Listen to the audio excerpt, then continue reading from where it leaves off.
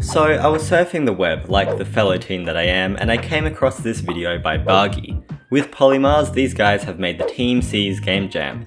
I'm sure you already know what the Team Seas is. Mr. Beast and Mark Rober are just yeeting trash out of the ocean, which is a really cool initiative.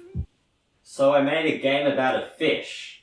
I set up my project in Unity, which is, in my opinion, a pretty good first start when making a game with Unity. Next, I drew my player character, which was this sexy fish, and I put it into my game. But it's not moving. So I did some epic coding.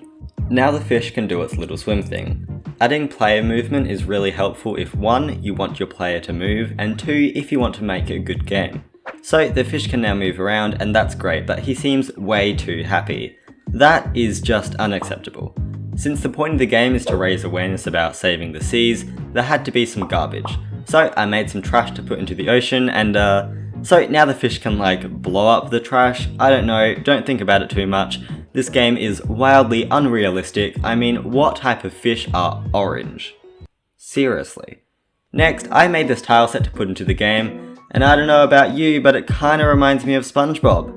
I don't know why, it just does. One eternity later. I put the scene together in Unity, and now the fish has some space to wiggle and swim around in. I'm sorry, that sounded really weird.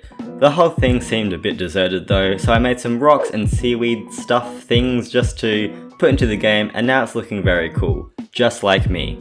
Next, I worked on placing the trash randomly around the level. I didn't want the player to be able to memorize exactly where to go, so it just spawns around the level randomly. Again, this took some epic pro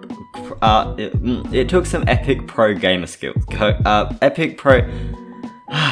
Epic pro gamer coding skills. I'm not very good at writing scripts.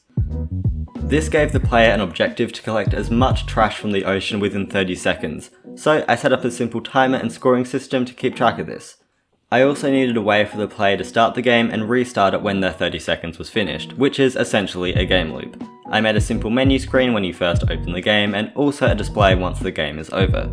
The last thing now for the game was to make some groovy tunes to bop around to. I make all of my music in FL Studio and spent about an hour or two making this really simple track. It's not that good. I put it in the game with some sound effects and it was pretty much finished.